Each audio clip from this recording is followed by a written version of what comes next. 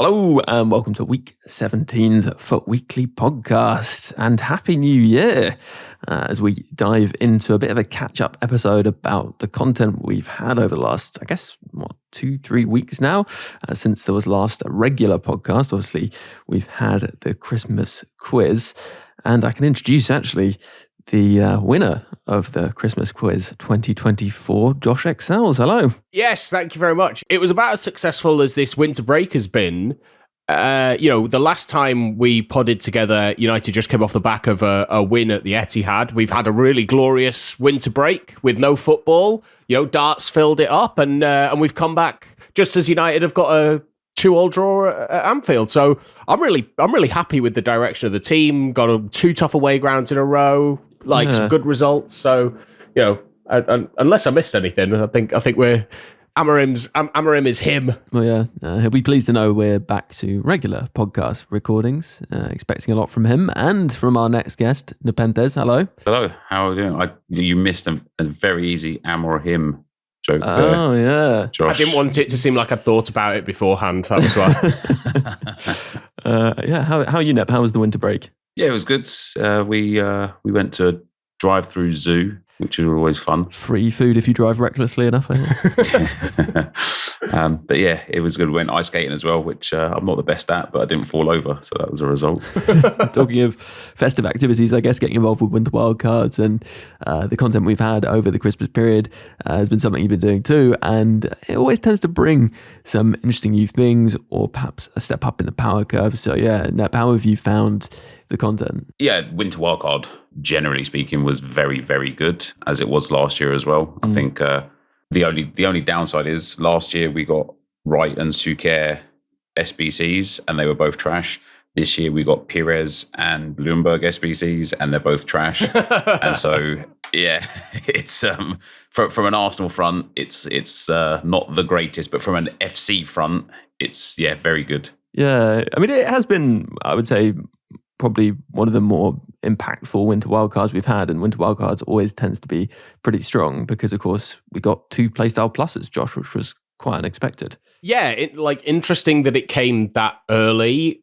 Glad that it's not being kind of held back for Team of the Year and then we don't see it much for a couple of weeks. The reaction to numero FUT not having 2 playstyle pluses I thought was a bit over the top, because I don't know about you, but I've maybe got 2 players in my team with 2 playstyle pluses, and it's not that bad if they only have 1. Loads of people are still running that 𝘬𝗫𝗏 SBC and doesn't have any playstyle pluses. So yeah, I was kind of glad to see it. The choices were interesting, like the 𝘘𝗃𝗃 card won't be my pound for pound, but when you compare those playstyle pluses to what he had on his 93 rated card, I was like, oh, I don't know which one I'd prefer here, because that 88 was pretty mad. Evos, I thought, by and large, were pretty good. I recognize I'm on a different side of the fence to quite a lot of the community, but I think there was a lot of...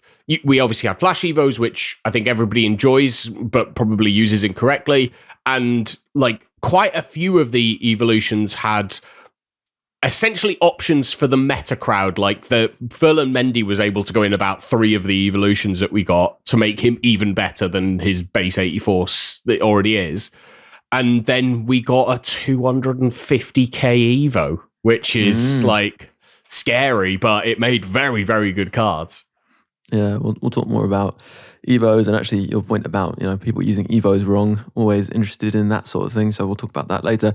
But for now, we will do a sort of pound for pound powerhouse for basically Winter Wildcards plus numero FUT, and I'll add in some pound for pound shouts from listeners to start us off. So Matt went for Mike Smalling. The SBC is just over 40k times 2 at time of writing, which is cheap in its own right, considering all the tradable packs back to, and helpful to get rid of those annoying 81 to 83 rated cards in your storage. The card itself has been outstanding for me so far. Bruiser plus with every other defensive playstyle. He was bodying players in qualifiers, and even to my surprise, base 𝘭𝑪𝘬𝘐 and base 𝘭𝘪𝘬𝘦 feels great defensively and has 90 defensive awareness. Passing stats are not the best, but I found no issue when passing the ball quickly in short distances with him. So yeah, a very good card. And actually, talking of former United players, thought I'd add in Macca's nomination for 𝘬𝘯𝘰𝗶𝗹. 99 in every dribbling stat just makes it feels like you're playing almost a different game. Trickster Plus alongside that is extremely fun. Also has incisive, tiki-taka, finesse, and A+ in every cam roll. So perfect for that position. Actually changed my formation for him for the first time in weeks just to get him in. Chem is the obvious issue, but 13k for a card this good is just daft. And yeah, a good couple of nominations to start us off. And Nep, let's come to you. We normally try and make this a player who's still available, but you know, for someone like yourself, always willing to bend the rules a little bit. So let's hear your nominee. I think the card itself is a little bit understated with how well it plays, and I don't know that because I haven't used him, but I faced him about 7,000 times in the last 2 weeks or whatever, and it's Roberto's 𝘵𝗶𝗍. Oh yeah, like he is just incredibly challenging to play against. You know, like at the start of the game this year and last, whenever you come up against Van Dijk, it's just like an invisible wall is in front of you and you just can't play against them. Roberto is like that for me. And so even though I've never actually used him, I know he's good because of how much I played against him. I completely agree. Yeah, he's a nightmare to play against. Also, he doesn't have the playstyles, but he does have kind of everything else, I think, going for him, really, in terms of the stats, in terms of, I think also things like high balance and composure really help in terms of passing, and his base passing stats are good too. So it does kind of make sense. But yeah, he's one of those players who seems to be good without the playstyles, even though, playstyles just feel increasingly important, even the base ones. Anyway, let's move on to Josh, your nomination for pound for this week, or for this almost month, I guess. I'm going to go with a left field choice for a card that I think is only cheap because everybody already has this card in their teams. And it's Buffon's Winter Wildcard. Because we got the 𝘵𝗶𝗍, which was the first icon 𝘵𝗶𝗍 goalkeeper, I feel like anyone who didn't already have an icon keeper probably went and did that because it was cheap enough and it's great for chem and no one really cares about their keeper unless they're bad. And this Buffon card came out and I packed it and I was like, oh my God, like this is going to be a 500,000 coin card. Like he just looks crazy. And 150k? Like this, obviously 𝘭𝘪𝘬𝘦 has kind of been and gone now. I think we're getting 𝘭𝘪𝘬𝘦 𝘵𝗶𝗍s that are like 20k, but he's got 84 base in every stat.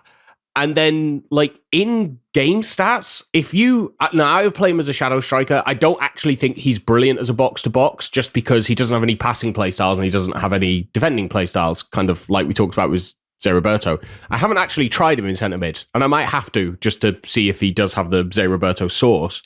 But at shadow striker, with a hunter, like, he has ridiculous stats with icon chemistry. He has 98 finishing, 98 shot power, 94 attacking positioning, 98 volleys, if you care about that. He's got 99 penalties as well, which, just funny because of the number of times he won on pens. And his dribbling is like 87s across the board with 85 composure. His defending is unbelievable on his base card. Like, his lowest rated stat is 81 on slide tackle. Everything else is 87 or higher with 91 interceptions, 90 stand tackle. Physicality, like, really good. 80 stamina can be a bit of a letdown, but I 160k, like, people just don't like goalkeepers outfield seemingly anymore. Like, he's 6'4". You notice him on the pitch. So yeah, his price has made no sense to me ever since I packed him and was upset with how much he was worth. The thing that gets me the most is exactly what Josh was expressing there. People are so scared to deviate from what they are told is the best thing to do that they won't even try a card like Buffon that might genuinely just be the best card they've ever played with. And that's why they're cheap. And it's really interesting and fascinating that not even just with these position change cards, but with 𝘵𝗶𝗍s and Evos and promo cards and players with really unique properties, people just won't touch them because they're almost too scared to have fun. And EA have made it so easy to get packs, players, coins, cards, and everything. Yet people won't kind of like move away from a meta team at maybe the cost of 1 or 2 extra wins to have some fun. Just to kind of extrapolate on that point, my other nomination was going to be 𝘵𝘮𝘂 from PSG. His Winter Wildcard has 2 playstyle pluses. He's 4-star, 5-star. His playstyle pluses are technical and pinged pass, which are really, really good. He has 89 passing and 91 dribbling. He's got like apart from physicality, where he's only got 73, he's 83 plus in every other stat. He's quick. He's got brilliant links. He's Portuguese from PSG. Like, it's mental to me that card is 200k, because if he was an SBC, he would be being talked about as one of the cards. Like, oh my God, it's so broken. But because it costs coins and you have to go out of your way to buy the player and add him to your club, unless you get told by a pro or by a big streamer, those bloody big streamers, like, unless you get told, like, this player is broken, you have to give him a go, they just don't get used. It is absolutely, and then people complain that people's teams don't, all look the same, and it's like, well, yeah, what does your team look like? It's going to be the same as everyone else's, because no one's trying anything out in a game where actually getting an extra win is worth maybe like 5k, 10k here or there in rewards. Like, it's not that big. And yet people won't try any. Like, people just wrote off Numero FUT when they saw the names of the players and it was only one playstyle plus. Some of these cards are like genuinely mad. Now, their prices don't reflect that because no one's opening packs. But yeah, I'm like, no, who's going to go and use that Lukaku SBC? But he looks really fun. Yeah. Funny enough, you've, despite not actually nominating him, have stolen my pound for pound, I think. There. Oh, sorry. No, I mean, you've saved a bit of explaining, but yeah, I did want to say the combination of technical plus and incisive plus is really nice in that deep lying plus. He has the plus familiarity role. He, on build up, really was amazing at breaking the lines, both with the technical dribbling, getting around a pressing player and then just slipping it through with the regular incisive, but also with ping plus, meaning that you could get the ball out quickly from deeper areas if you wanted to, and he was just sort of perfect really for that position. Good defensively too, obviously not so physical, but he still did plenty in the defensive area and very busy as well, which is nice. Talking about busy midfielders who are good in the dribble, I wish I could have nominated 𝘭𝘂, of course, a personal fave from 𝘵𝚀24. Her flashback unfortunately has now expired, but I think it has this potential to get a nice Evo further down the line, and I think it's just worth mentioning actually, if you like a player but they're not going to make your team, if there may be someone who has something about them that you do like and you have the fodder that is required to complete these kind of cheaper end SBCs, I think it can be definitely worth just completing that player with some of the spare fodder you have, because there is that Evo potential further down the line, especially for those around 87, even now 88 rated. It might not be too long till we get there, but actually we should take a break here and we'll be back to talk about Team of the Year and a little bit more too in the next section in just a moment.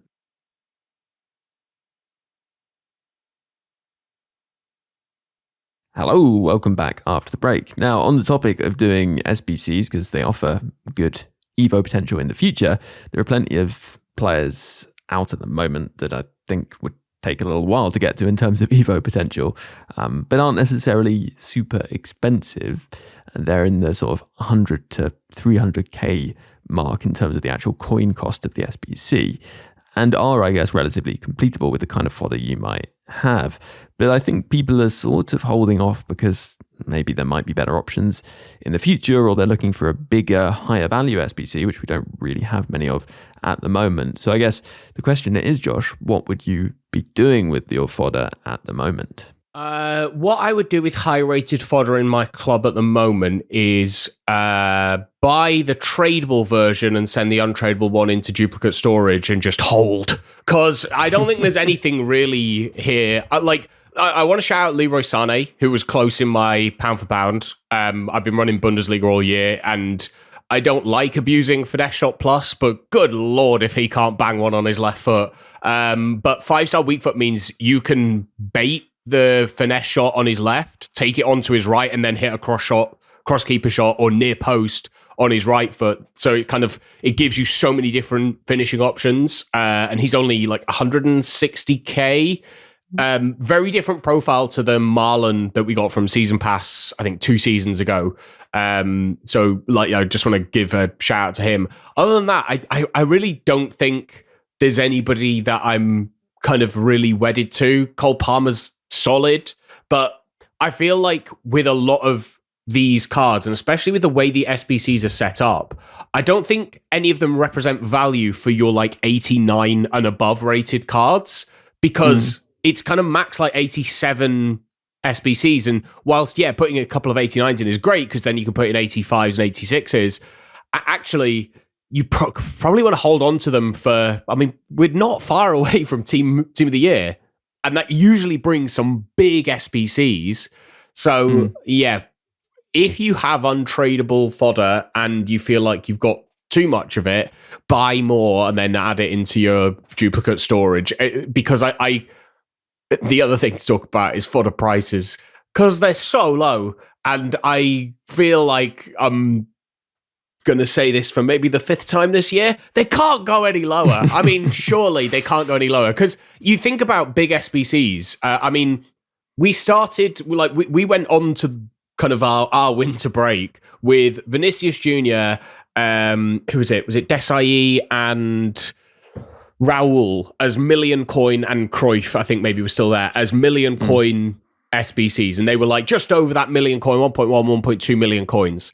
By the time they left, like by the time they expired, they were all under 700k because of how much fodder had crashed. And so it makes you think, if they now give us an SBC for a card that should be valued at, say, 1.5 million, how do they put that together? So for EA's sake, they probably are going to want to increase fodder's prices to allow them to give us an SBC that is, doesn't have 40 segments, but does represent 1.5 million coins worth of value. So like, I would be investing in fodder rather than looking at ways to get rid of it right now.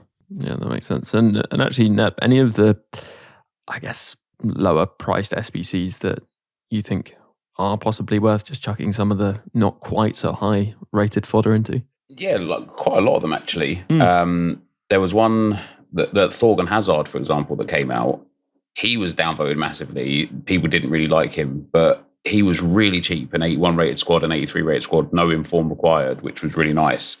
And he's got nice play styles, and he's got a good spread of play styles. He's got finesse shot plus, finesse shot, incisive pass, whip pass plus, first touch and technical, then relentless and quick step. And because of the fact he's only 86 rated with only one play style plus, he is going to be one of the first people that is eligible for whatever next fun Evo comes when they kind of like up the limit.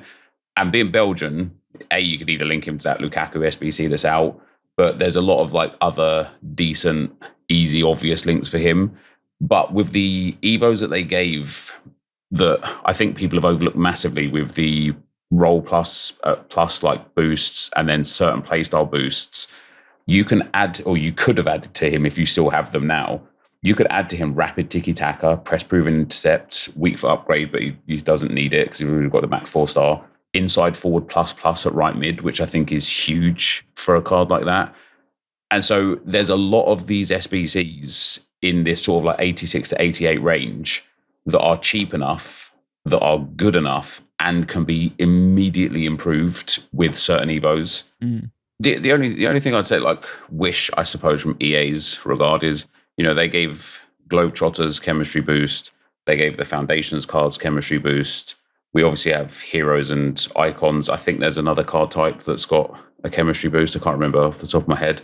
I wish they would give these obscure cards, not necessarily Lukaku. I think he's prominent enough Nation League, but like 𝘭𝘪𝘬𝘦, he should just get the same chemistry options as the Foundations cards, because then people would be way more inclined to not only use them, complete these SBCs and try them, but even talking about the market cards from before, people would be way more inclined to try and like go and buy these numero FUT cards, try them for a few games, see if they like them, because they can slot them straight in without having to think, okay, how much of my team do I have to dismantle here to get one player in? Yeah, I agree with that. And actually, a final shout for Pedro Neto, who has proved pretty effective against me, the Finesse Plus version, obviously.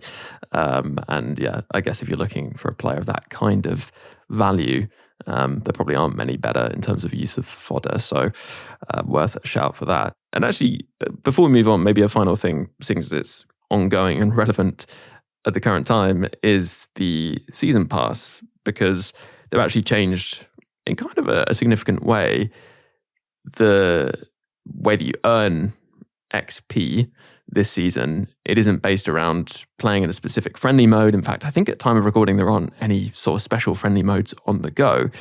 And I think that does reduce the amount of games people have to play to complete the pass. And there's that quite nice objective, which allows you to get the 5 times 89 plus promo pack, I guess, as well. So, Josh, I guess it's good to see that stuff, and just worth noting that, you might want to check what is around in objectives, because the structure's a bit different this season.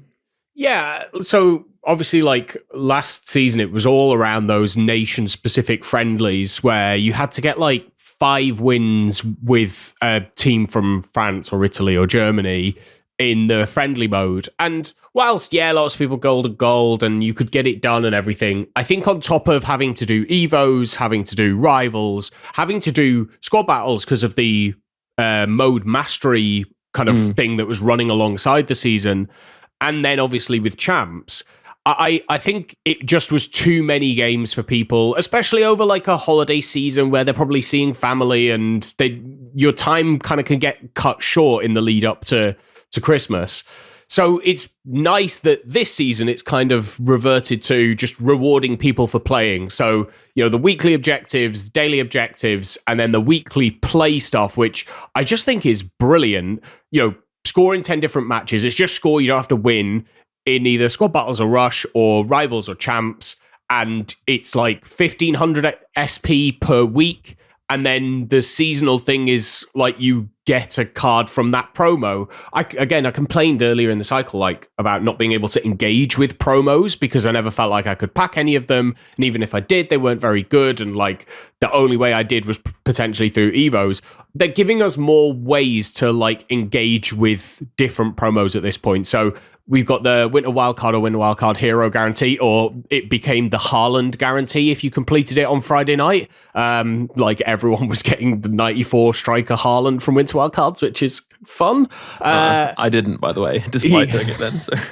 Yeah, I am one of those people who didn't get Haaland, didn't get Messi, didn't get any icon pack compensation. So, but then the next two completions are numero FUT guarantees. Then there's an 87 plus Winter Wildcards on numero FUT guarantee for the fourth one, as well as an 89 plus by 5 guarantee of Winter Wildcards, Winter Wildcard Hero, Icon, or numero FUT. And actually, if you look at that pool of players, you're going to get one player where you're like, that is awesome. But there's not a lot of players in there that I think people dislike. And although, yes, it will be Team of the Year by the time you get that pack, how many Team of the Years did you pack last year? Teams will change, but I think this will be one of the reasons they change, because we'll be given cards that actually we probably didn't have access to if we didn't want to spend, 500k to 1 million coins before. So I think it's a really positive change, and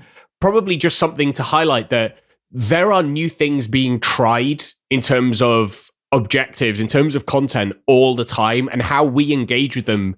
It feels like this year is being listened to and changed more readily than it has been in the past. We're seeing changes in the following season based on feedback from the season before. And I feel like in years gone by, it's taken 2, 3, 4 seasons. There's been, obviously, content will have to be planned months and months in advance, but there was a reluctance to change it when it was clear that it wasn't being received well. Whereas I feel like that has changed now. And going back to the stuff about Evos, kind of small Evos in friendly objectives, I love that kind of stuff. Giving people the ability to change good cards in the game, cards that are in their team, and just give them little boosts. I'd love to start seeing roll pluses being added into those Evos, because I'd love to be able to add box to box plus to a midfielder that I've Evoed to look really good at the box to box, but doesn't have that role. So yeah, I think content, it's very clear there's a lot being tried at the moment, and sometimes it's hitting and sometimes it's not.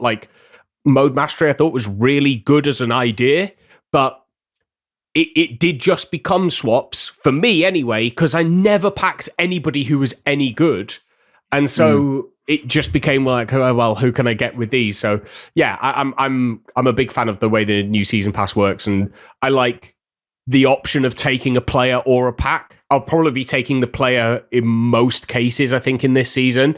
I think the two options are 2 88s or an 84 plus pack. I'll take the 88s, even if they're just SBC fodder. And then some big packs at the end of the season for, team of the year.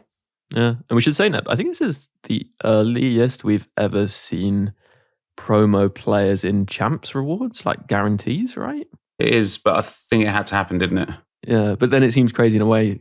To some extent, this is the first time we've seen it because it's not crazy impactful, I don't think. Like, obviously, there are just a lot of promo players you can get in those, and are people really seeing that many players which change their team? I mean, yeah, they'll probably get one or two, but it feels balanced, I guess, is what I'm saying. It doesn't seem like some huge giveaway. What I wonder, though, is what happens come Team of the Year, right? Are we going to have these for Team of the Year, do you think? What do you think? I mean, I'm not hopeful. I'm not hopeful at all. Team of the Year nominees, maybe. Yeah, it'll be a best of or something. But it might have like maybe a higher minimum rating. I like it. Look, it's one of those things where it's like, it's been so unbalanced for so many years. I don't personally think it's balanced now. I do think it's better. But, like even just getting gold player picks is bad in a way because you mostly get gold cards, but there will be some argument, especially for promos where they have icons and for Team of the Year, where I would rather gold player picks or gold packs instead of like a guaranteed winter wildcard or something. But not every promo for sure. But I just think, like I mentioned this before on a stream, I think EA are in a position now where they've kind of like layered over so many things that there's no matter what they do, it will just like expose another problem somewhere else. So now, like as you mentioned, if we're getting promo cards during these rewards now, there's no way that they're going to give Team of the Years for rewards. There's just no way. And unless maybe there is a way and they're just going to like really lowball these Team of the Years and give some of the women defenders and goalkeepers and stuff like really mediocre stats to the point where you're like, okay, everyone's got like a 𝘵𝗎𝗽 in their team, like Happy Days, she was like 200k anyway. Maybe, maybe. But I think when it comes to champs, the value, because of how easy it is to get, the kind of best achievable meta team, the value of rewards right now is meaningless. Because you can get so much so quick with little to no effort, to the point where it almost feels like EA is saying, hey guys, we've done this really cool thing for you, but they've done it at a point where it doesn't mean anything anymore. I think I get what you mean in terms of improving your team, but I do think still the novelty of being able to pick, if you get to the appropriate rank, between players from the active campaign is a really, compelling thing, I guess, for people trying to get rewards. So I get it, but I think it is a big improvement for me at least. And I think that seems to be reflected in terms of champs engagement. Moving on to Team of the Year, what can we expect in terms of what's to come? Because voting is today, day of recording, and it starts next week, I believe. The voting starts today. In the past, the full team got leaked before voting opened. So make of the voting what you will. Team of the Year warm-up is where usually like a pack kind of boost for like the 3 or 4 days before Team of the Year starts. I think that's January 14th. That's coming out, which is a week on Tuesday as we're recording, a week tomorrow as we're recording. And that will be objectives or SBCs that allow you to get like 83 plus midfielder packs from SBCs. I usually think they're not very good value, but people do them anyway. And then strikers are set to come out on the 17th of Jan, which is a week on Friday. Then you have, so that will be the 3 attackers in each squad, 3 midfielders from each squad on January the 19th, and then the 4 defenders and goalkeeper from each squad on January the 21st, before the full team comes out on the Thursday, so January the 23rd. So that would be then 22 Team of the Year items in packs. And then the 12th man usually then comes out on the Friday. In previous years, the full team was only out over that weekend, so from like the Thursday or Friday until the Sunday or Monday. But for the last 2 years now, the full team has been in packs for a full week. So probably from January the 24th to January the 31st, we'll have the full Team of the Year set. So it'll be 24 players, quick maths, in packs from Team of the Year. Alongside Team of the Year, we usually get nominees, which are essentially just trolls in packs. So you think you've got a Team of the Year and you haven't done. And usually one or two of those cards is good, and the rest of them look absolutely shocking because you're then comparing them to Team of the Year cards. So it's like 2 weeks long, really 2.5 weeks long. We'll get an idea of who's in the voting today. There's usually one omission that makes no sense why they're not in there, because they might have even been in people's Team of the Years. I'm sure Nep's vote will be really bang on and exactly who should be in there, and not 9 out of 11 Arsenal players. But you know, it's always kind of a fun period of time. But the voting kind of comes on January the 6th, and then there's like a lot of waiting, and then there'll be leaks, and we'll start like being drip fed who's in the team. You know, unless EA have managed to keep it stum this year. And in terms of saving packs, have you been saving packs much, Nep? Are you going to just be saving packs from now, or what's your kind of plan? Yeah, I mean, I haven't been saving packs because I think Team of the Year isn't what it used to be. And, you know, there's quite an in-depth like reason, but I saw last year a lot of content creators, Matt Foot Trading, 𝘵𝘂𝗎𝘂𝑇, they saved thousands of packs and literally didn't get through their packs during Team of the Year, which is just ludicrous. And the reason why they didn't get through them is because the recyclability is really good. And we didn't used to have that back in like FIFA 18, 19, 20, when people used to save packs, when you used to save your Rivals rewards, your Champs rewards, and any SBCs that you could. It's because you couldn't just go and farm packs. It was really hard. Now, not only can you farm packs with League SBCs at a really decent price, thanks to the change that EA made a couple of weeks ago, but you just obtain significantly more packs than ever before.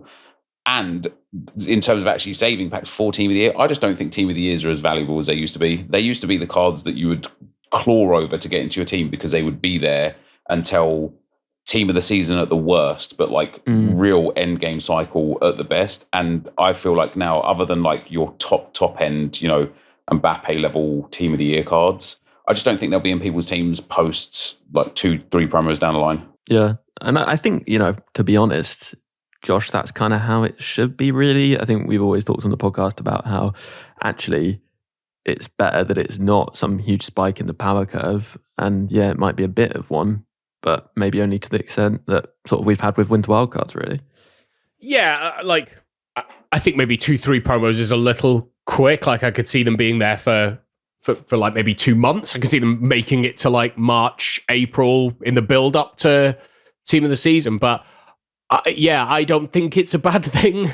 I know that people love Team of the Year and it's always like been a big promo, but it's always made no sense that endgame cards come in January, because what's the point then? If you get the Team of the Year team, like what are you then playing for the next 5-6 months? Because there was nothing better in the game. And so actually, the reduction in power of Team of the Year has made total sense to me. I've argued that it should be gotten rid of as a promo altogether because we don't play football in years, we play it in seasons, but whatever. I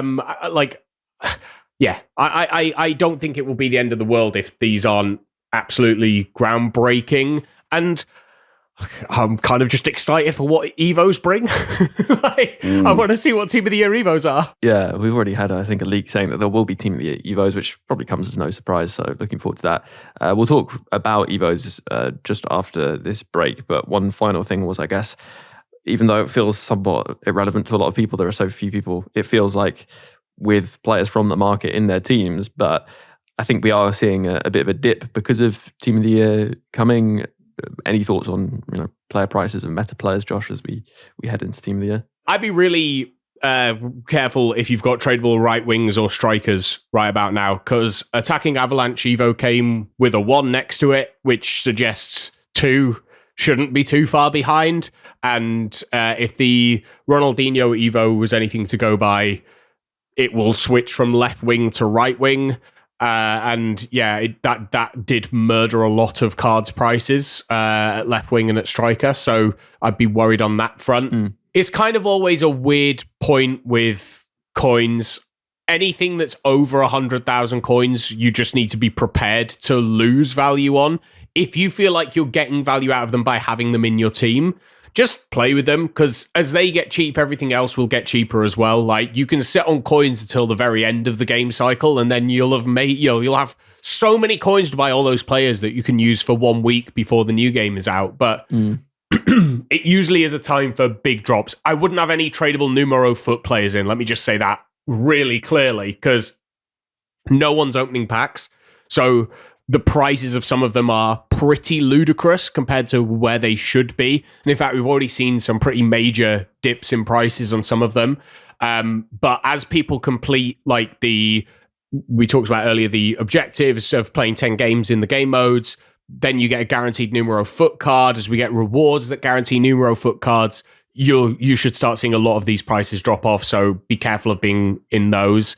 Icons, I probably wouldn't be too worried about being invested in at the moment. If somebody packs a team of the year, if they don't fit their team, they're probably going to want icons to go around them to get them on chemistry. It's the easiest way to do that. Doesn't seem like we're going to have a chemistry breaker type promo before team of the year. So icons and heroes, probably not the worst thing to if you've got them tradable. But everything else, yeah, I'd be worried. Yeah, makes sense. Right. Well, let's take our worry into the break, and we'll be back to chat a bit about Evos at the end. Hello, a quick reminder in this break to both listeners and supporters.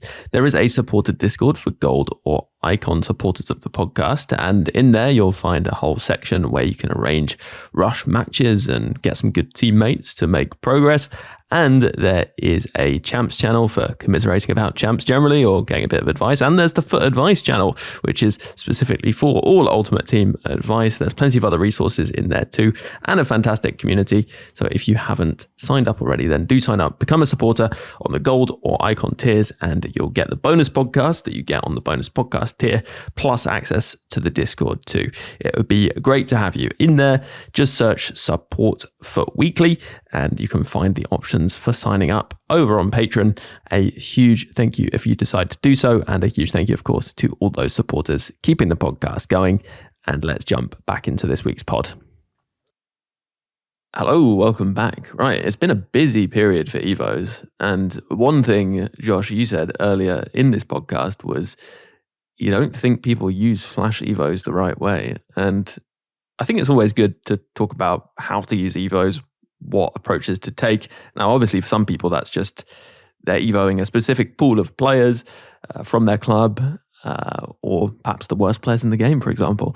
And I guess that makes things a little bit simpler. But even then, you're looking at, what is the best player to use this evo on? Where am I going to be seeing the most benefit? And I guess, what are you meaning when you say that people aren't using Flash Evos right? So there's actually lots of areas where I think they're probably not being used correctly.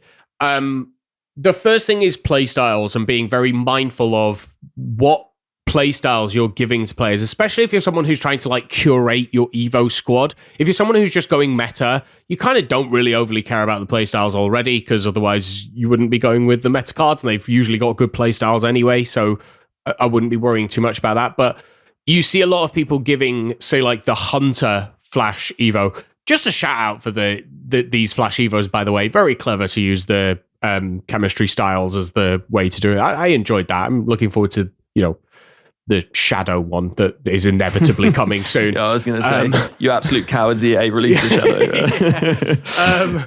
But the Hunter one, I saw a lot of people giving Defenders Hunter. I'm not sure Power Shot is a playstyle slot I would want to be using on my Defenders too much. And that's what Hunter gave. But there are other sides to it. You want to think about thresholds. If you're really if we're going to go deep in Evo lore here, if you have a player that's 74 rated and very good for their stats, you can make them 76 rated and give them a good boost, and that might be fine if you've got a path after that. Sometimes it's worth holding them at a rarity change. So 74 is silver, 75 is gold. quite a lot of the time when EA give a big boosted Evo, it's a max silver requirement, max 74 rating. So sometimes it's worth holding players lower rather than giving them a small boost above it. With the Flash Evos, I saw a lot of people giving these Flash Evos to cards that were getting like +1s and 2s in the stats because they were already meta.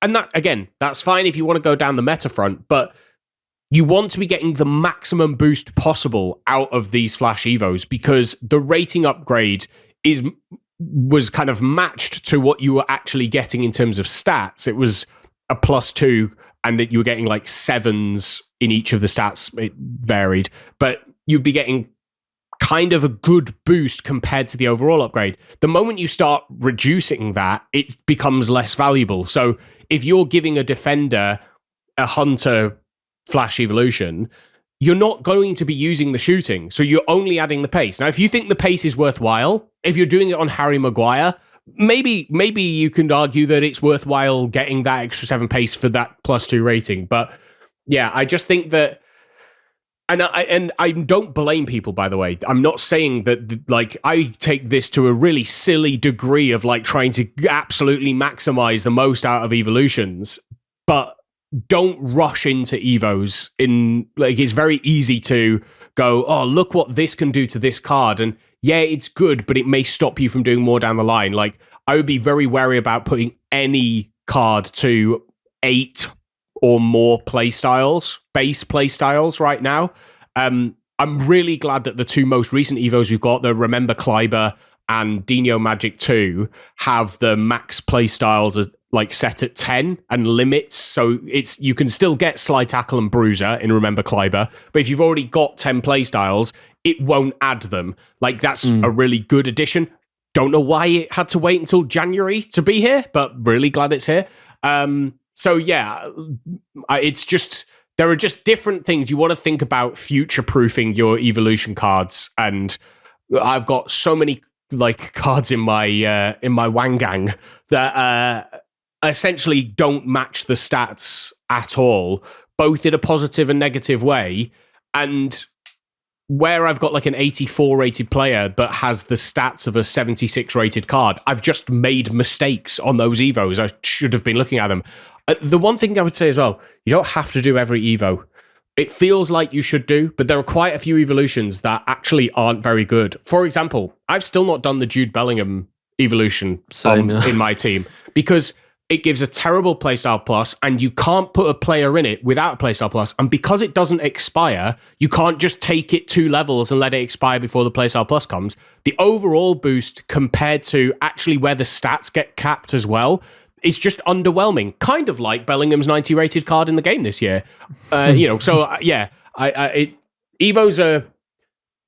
are very complicated, probably too complicated for their own good. It's why I think people enjoy the Flash Evos, because they're so simple. And it's, I know for Nep, that's how he wants Evos to be in general, is just those kind of incremental boosts over time. Not just that, but yeah, I think more of that rather than just that. Yeah. I think there's a mix. I think a mix is where we should get. And I'd like to see Flash Evos be like a every 2 weeks kind of thing. The one thing I really like about Flash Evos as well is that, at least the way they structured these particularly, is they're quite nice if you just wanted to complete the first level, for example, because they expire quite quickly, and so you can take that player's in-progress evolution and then move it on to something else relatively quickly.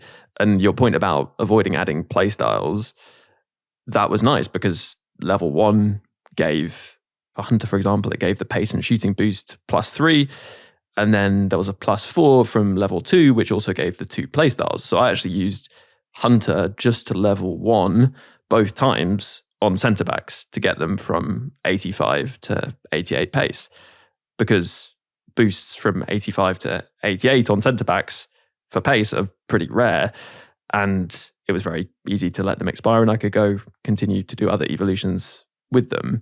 And actually, by taking advantage of the fact that often the playstyles come later in the evolutions, I've got this 6'9" 𝗬𝘃𝗏 now, who basically has the perfect playstyles for his position. He has every defensive playstyle because I used the press proven and intercept on him as well. And I only did that because I saw that they were starting to do that cap on regular playstyles now, and I could get him to 9 regular playstyles and not be so worried about him getting locked out of future evolutions. There's kind of like an almost endless amount of kind of theory crafting and tweaking you can do to try and get players into a situation where they are kind of perfected, I guess, just through picking and choosing what evolutions you do. I think it's a lot of fun, and it's obviously an entirely new thing. Are there any kind of tips you give listeners, Net, from an evolution perspective? Is there anything that you've kind of been like, oh, this has actually been something I've done this cycle which has worked out quite well?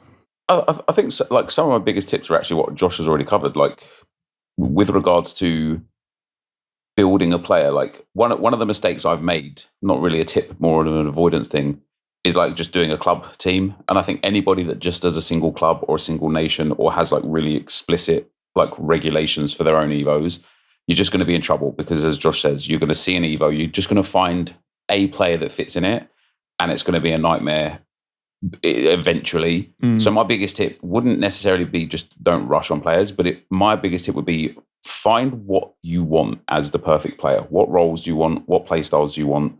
What kind of body type, height, like weight, skill moves, weak foot, that sort of thing. How do you want to play them? And then find the player that's in the game that's already the closest to that, but like reasonably low rated, and then wait for the correct Evos for them. So if you want like a 6'5" shadow striker that's got 5-star, 5-star, and has, 3 or 4 passing play styles and 3 or 4 shooting play styles, but you don't care about anything else, you can develop that player. And I wish EA would almost let us have either a multiple versions of Evos or a better way to like restart Evos or rework Evos, because I've got so many cards in my club now that are like 86 and 87 rated with the stats of like an 81 or an 82 rated card. And I'm like, now what do I do? I'm lost. So that's why another reason why I like those kind of like Evos that give just a couple of play styles or a role or a skill move upgrade or just a small boost like the Flash Evos, because I can almost fix my broken Evos with those things. And so that like appeals to me personally quite a lot. But yeah, my biggest tip would be like, know what you want and then wait for the Evo. Yeah. I think you can, as you say, if you have an idea particularly, I think playstyles are so important. If you want to think about it in terms of, okay, these are the playstyles that I'm kind of targeting, and these are the stats that I need to improve. Things like defensive awareness, if it's a defensive player, are super important. So that's something that I was looking for. Not only was I looking for it in terms of like, wanting that to be increased, obviously, as you would with any defender, but also just making sure actually, and I used the focused charge Evo to do this, making sure that the defensive awareness was ahead of the other defensive stats, because it gets the smallest boost from Shadow.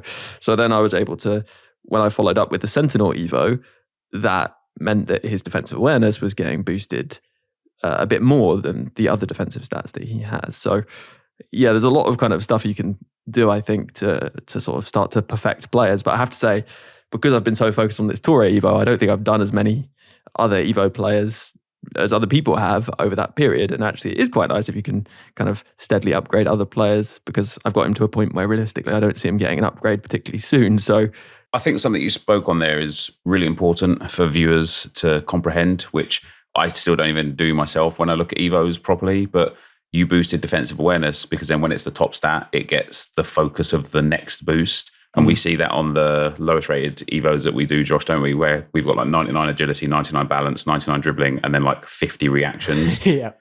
If you want to boost a particular stat or set of stats, find a way to get those attributes ahead of the other attributes first, and then like Evo them, because you will end up with the kind of like players really nuanced to how you want them. Yeah. And it's tricky because obviously you're relying on an Evo which boosts specific in-game stats, which isn't always the case, but they do exist here and there. And I guess it's important to kind of take advantage of those and look at the players that will benefit most from those. Because yeah, when you get that generic defensive boost, it's then going to boost the highest stat in the defensive category the most. So yeah, it's an important point to make.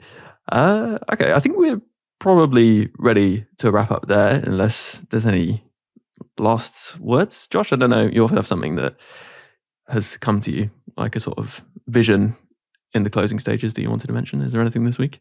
I don't necessarily have any vision.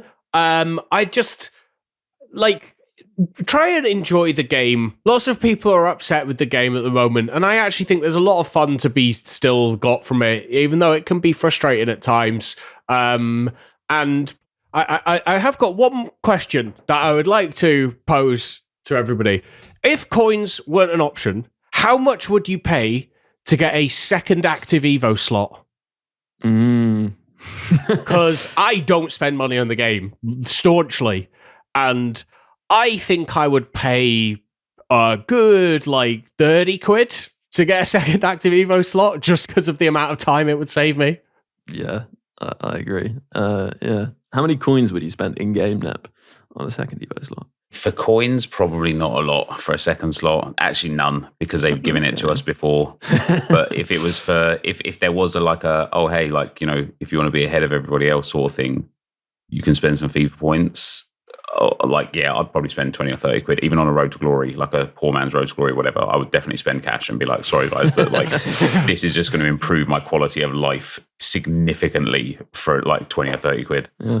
Let's not give EA ideas though, and move swiftly on. So yeah, we should probably wrap up there. But it's been great to have you both on. We're having you both on the Gameplay podcast as well. That's a supporter episode. We'll be talking about what makes players good in this 2 Playstyle Plus era, and also about IQ and roles, and some general gameplay tips too.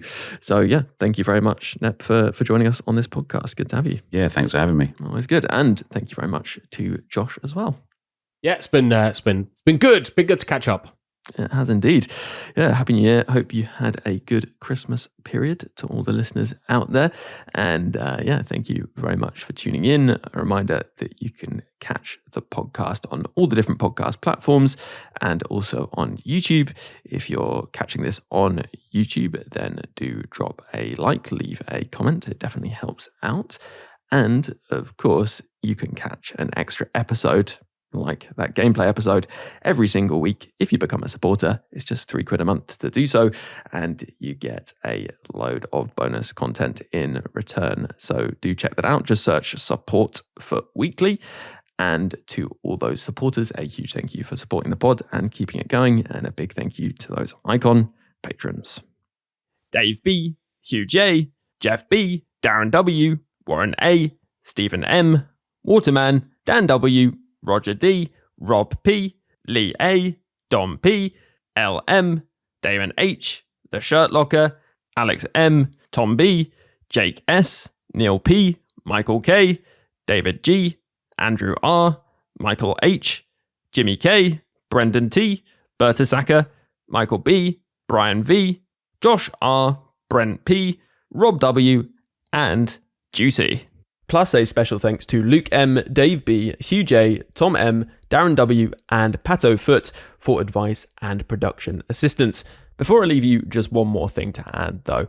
Ultimate Team is a bit like life really. It has its many ups and downs. If you're having a few more downs than ups in real life in these more difficult times, then please don't feel that you're alone or need to struggle on without taking action. If you go to 𝘬𝗓𝘁𝗏𝗀𝗏, there's loads of resources, advice, support, or even just a friendly chat for anyone who needs it. If it sounds like it could help you, then head over to 𝘬𝗓𝘁𝗏𝗏. And for now, have a good one, and I'll catch you on the next podcast.